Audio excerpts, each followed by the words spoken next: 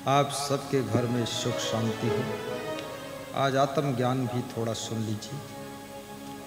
तुम शरीर नहीं हो, तुम बुद्धि नहीं हो, तुम चित मन नहीं हो, तुम शरीर से परे, बुद्धि से परे अजर अमर अविनाशी आत्मा रूपी परमात्मा हो। आत्मा कभी मरता नहीं है, शरीर कभी अमर नहीं होता, इसलिए संसार का नाम मृत्युलोक है। यहां से एक दिन सबको जाना पड़ता है। आया है सो जाएगा राजा रंक फकीर, एक सिंहासन चढ़ चले एक बंधे जात जंजीर। जो तो आया जगत में तो ऐसा कर ले, कर साहिब की बंदगी भूखे को कछु दे। जाना तो है, लेकिन कोई सिंहासन पर बैठ कर जाता है और कोई पाप की जंजीरों में बंद कर जाता है। व्यास कादी निवेदन करती है, पुण्य का सिंहासन तैयार कीजिए, भक्ति का सिंहासन तैयार कीजिए, जीवन में धर्म करिए, धर्म के सिंहासन पर बैठकर ये आत्मा प्रस्थान करे। आपके घर में सुख शांति का वातावरण बने। कर्म के अनुसार इस आत्मा को शरीर मिलता है। बड़ी मजे की बात है, एक ही मुहूर्त में जन्म लेने वाले बच्चे, उनका भाग्य जुदा जुदा क्यों होता है? एक ही माँ बाप के बच्चों का भाग्य पृथक पृथक क्यों होता है? इसके पीछे क्या कारण होता है? एक राजा के द्वार पर साधु भिक्षा लेने आता था। राजा ने साधु से प्रश्न पूछा, साधु बाबा ये बताओ,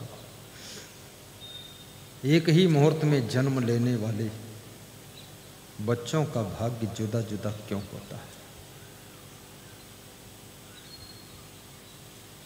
वो साधु कहता है, इसका उत्तर मुझको मालूम नहीं। उत्तर नहीं मालूम है, भिक्षा मांगते हो, कुछ तो ज्ञान होना चाहिए बाबा। बोले उत्तर मुझको नहीं मालूम है, लेकिन ये मालूम है कि इसका उत्तर कहाँ मिलेगा। बोले कहाँ मिलेगा? बोले पूर्व दिशा में एक पहाड़ है, उस पहाड़ पर एक आदमी बैठा है, साधु जैसा कपड़ा पहने हैं, इसका उत्तर वो दे देगा। राजा पहाड़ पर पहुंचा, पहाड़ पर बैठे हुए साधु जैसे कपड़े पहने हुए व्यक्ति से पूछा कि एक ही मुहूर्त में जन्म लेने वाले बच्चों का भाग्य जुदा जुदा क्यों होता है? एक ही घड़ी में जन्म लेने वाले लोगों की किस्मत अलग अलग क्यों होती है? तो उसको देखा तो आग के अंगारे बुझा बुझा कर खा रहा था। राजा ने सोचा ये पागल उत्तर क्या देगा, जो आग के अंगारे बुझा बुझा कर खा रहा है, लेकिन फिर भी पूछ लेता हूँ। तो उसने कहा कि इसका उत्तर मैं नहीं दे सकता हूँ, और ऊंचे एक पहाड़ है, वहाँ चले जाइए, वहाँ इसका उत्तर मिलेगा। वहाँ भी एक साधु जैसा बैठा है। राजा उस पहाड़ पर गया, ऊंचे चढ़ गया, बैठे हुए साधु भेष में एक व्यक्ति को देखा तो अपने शरीर का मांस नोच कर खा रहा था, पागल जैसा था। यही प्रश्न पूछा, एक मुहूर्त में जन्म लेने वाले नर नारियों का भाग्य अलग अलग क्यों होता है? उसने कहा इसका उत्तर मेरे पास नहीं है। आप यहाँ से पहाड़ से नीचे उतर जाओ, एक गांव आएगा, उस गांव में एक 8 साल का बालक है, वो बीमार है, और वो तुम्हारे प्रश्न का उत्तर देगा। राजा पहाड़ से नीचे उतर गया, उस गांव में ढूंढा 8 साल का बालक कौन है जो बीमार है। उसके घर पहुंचा, लोगों ने बता दिया इनका बच्चा बीमार है, बहुत दिनों से, 8 साल का है। राजा उनके घर गया, प्यासा पानी ढूंढता है, उत्तर पाने वाला प्रश्न लेकर के उत्तर की तलाश करता है। राजा पूछता है, क्या आप मेरे प्रश्न का उत्तर देंगे? तो उस बालक ने हंस करके कहा, तुम्हारे प्रश्न का उत्तर देने के लिए ही मैं जिंदा हूँ, नहीं तो मैं बीमार हूँ, कब कब मर गया होता। आइए बैठिए, पूछो प्रश्न। आपकी जिंदगी के किस प्रश्न का उत्तर किसके द्वारा मिल जाए क्या पता है। आपकी जिंदगी की समस्या का समाधान किस द्वार पर हो जाए क्या पता है। आपके दुख किसके आशीर्वाद से मिट जाए तुमको क्या पता है। आपकी जिंदगी की पीड़ा किसके दर्शन से दूर हो जाए तुमको नहीं पता है। इसलिए संत महान पुरुषों का दर्शन करना चाहिए। राजा ने पूछा, एक ही मुहूर्त में जन्म लेने वाले बच्चों का भाग्य जुदा जुदा क्यों होता है? सगे भाइयों का भाग्य जुदा जुदा क्यों होता है? सगी बहनों का भाग्य अलग अलग क्यों होता है? तो उस बालक ने कहा, आराम से सुनो। एक तालाब के किनारे 4 भाई पिकनिक मनाने गए हुए थे।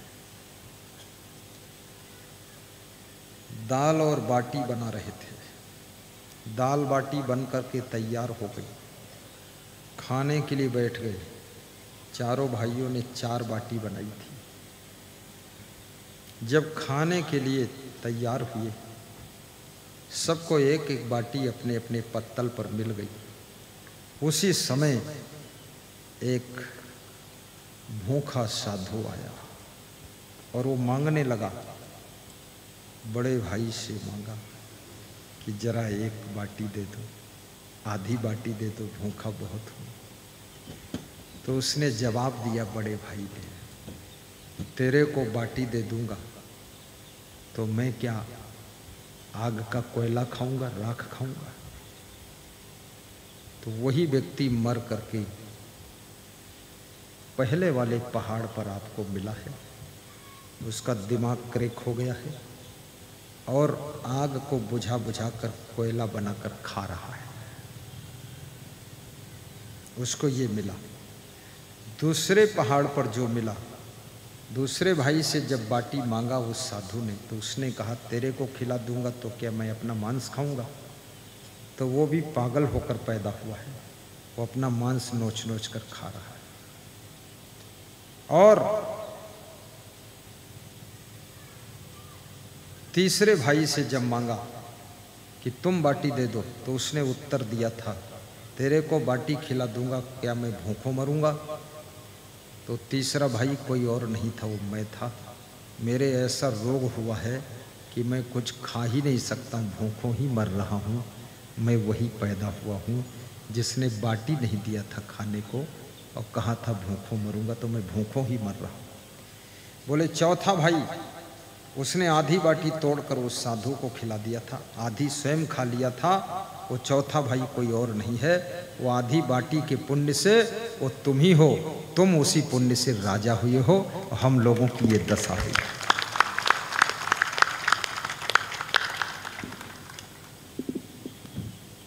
भूखे को भोजन, प्यासे को नीर, ऐसा करते संत कबीर।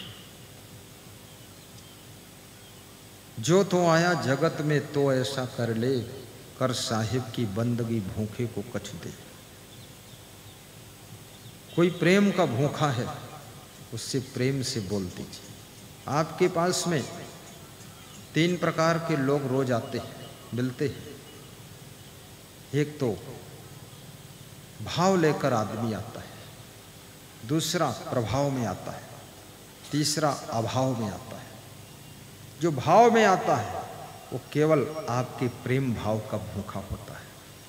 जो अभाव में आता है उसके पास कोई कमी है, उस चीज को पाने के लिए आता है।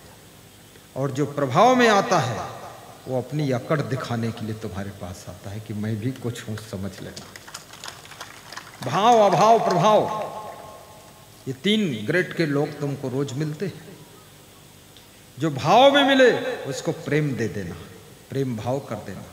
जो अभाव में मिले उसे सहयोग दे देना।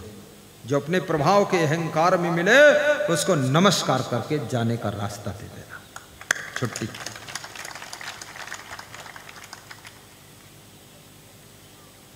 राजा मुस्कराने लगा कि आधी बाटी साधु को खिलाने का इतना बड़ा पुण्य हो सकता है।